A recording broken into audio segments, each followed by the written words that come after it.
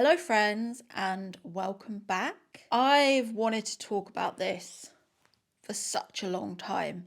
It's been on my radar, but I haven't really got round to it. And I wanted to talk about how I believe online tarot readings, are keeping you in limerence. And I want to talk a little bit about my personal journey with it, how I ended up down this rabbit hole online, and how I feel that, in general, tarot is probably not a good idea. I think first I think we need to just discuss what limerence is, because for some of you, you might not know what it is. For a lot of you, people watching my channel are extremely intelligent and already know. But if you don't know, that's fine as well. I'm just going to quickly tell you what it is. So, limerence is a state of being infatuated or obsessed with another person, typically characterized by a strong desire for reciprocation of one's feelings, but not primarily for a sexual relationship. I didn't know that. I mean, I am just Googling it, but I always assumed that limerence had a sexual aspect to it. So that's interesting. But I wanted to talk about the side of the internet, which I think can be a bit predatory, especially to vulnerable young women. And obviously, this can affect men as well. Men can be affected by limerence, but it seems to be something that is predominantly more female based. As I'm kind of distancing myself from spirituality a bit more, I mean, I've been down the spirituality rabbit hole. I think most people are drawn to it. I think people are drawn to it because everyone is searching for answers. Everyone is searching for the meaning of life. And people want to kind of make the best of things and try and work out how to get through life, because obviously life's difficult. It started off pretty harmless by collecting crystals, and then it went towards me deep diving online, looking at spirituality, looking at everything, ayahuasca, everything. I just went on a massive deep dive. And of course, the algorithm will recommend certain things to certain people. And I found online tarot readings. The thing is, I don't want to shit on people that are making their money online, because I understand how hard it is. I understand how hard the word is. For me personally, I've had to downgrade from almond butter to peanut butter. So I know how hard it is. In all seriousness, that was a joke in case you didn't get it. Well, it's not, it's true, but still. In all seriousness, I'm not shitting on the people that do this as a living. I get it. I get that predominantly the people doing these online tarot readings are predominantly women that have children, and it's a source of income. And obviously they can film from home, looking up after their children at the same time and doing these readings. And I never begrudge any woman that wants to do a hustle. I understand it. But I just wanted to go through how it's affected me, basically.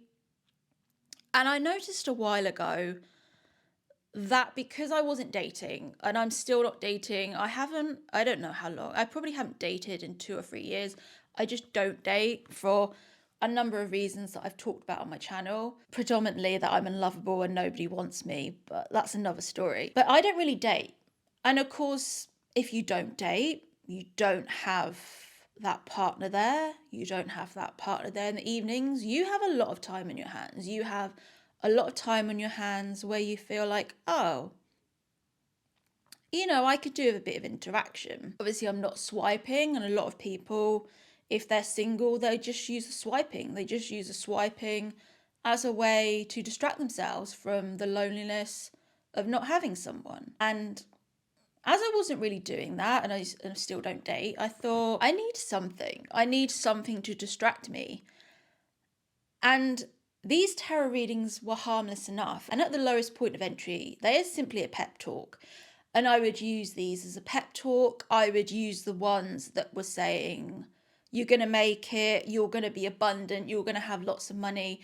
And I was just using them almost as a subliminal to try and reprogram my mind. And in a way, there's not really a lot wrong with that. And I think sometimes I still do use them.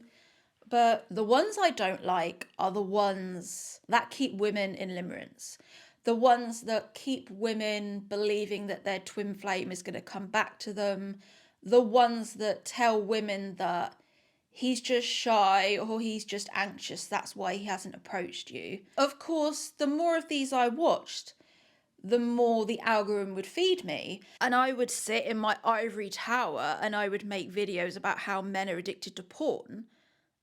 When one day I was like, shit, girl, you're addicted to tarot, online tarot readings. You cannot get through the day without listening to an online tarot reading telling you that someone from your past is going to return. And I think I don't want to name specific individuals because that would be mean. But if I just go through my For You page, because I noticed since I'm not working, I noticed I was coming back to this stage because obviously when I was at work, I was busy all the time. And all of a sudden I had all this time to fill. And I found myself going back to the tarot readings, just harmlessly while I was washing up or I was cleaning, as most people do. I tend to try and listen to podcasts while I'm doing something, like I think most people do.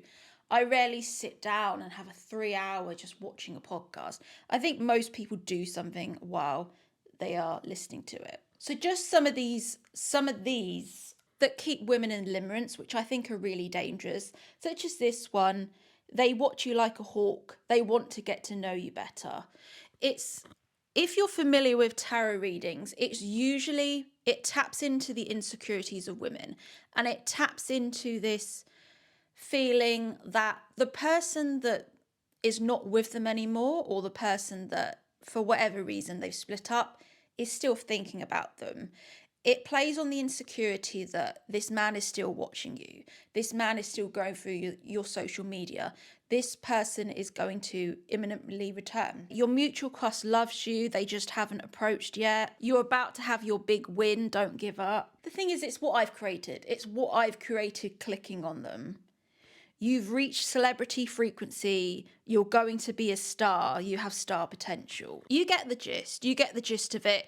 It's keeping women preoccupied with that fuckboy that they should really live alone. It's like the same as when I see ghosting videos of what to do when he ghosts you. Well, obviously, if someone ghosts you, you move on. There is no video.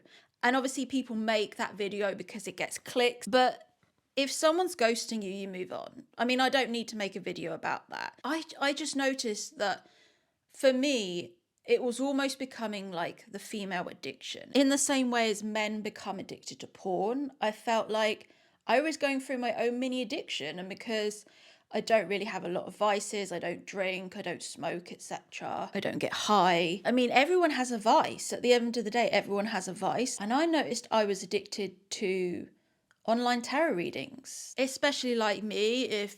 I would class myself as permanently single. I am permanently single. I hate to use the word incel because I made a video on that before and men did not like it when I referred to myself as an incel. But I would class myself as permanently single. I can't find love, can't meet anyone. When I do approach people, they ignore me. No one approaches me. I am permanently single. So I would rely on these readings as a crutch. I would rely on these readings to tell me that my blow up was about to happen. They would feed me what I wanted to hear, basically. They would feed me that I was about to reach my breakthrough. There are certain ones that are like, if you see this, it's meant for you. If you see this, you're about to reach your breakthrough. I had to realize that it was kind of all bullshit. As I say, I get it. I get that people are making these videos because it's a quick buck. It's a quick buck. You can churn out multiple videos really quickly. You don't really have to edit them. You can even just be off camera. You can literally just shuffle cards. And it's relatively easy to churn out a lot of content really quickly. And what I noticed when I was doing my channel is that I was not producing quickly enough for the algorithm. It didn't matter what I was producing. It didn't matter how many people clicked on it. I was not producing purely the volume that YouTube needs. And this is why these videos do really well, is because the people can churn out a lot of videos really quickly, and they're genuinely happy, positive videos that people will click on. They're giving people what they want to hear.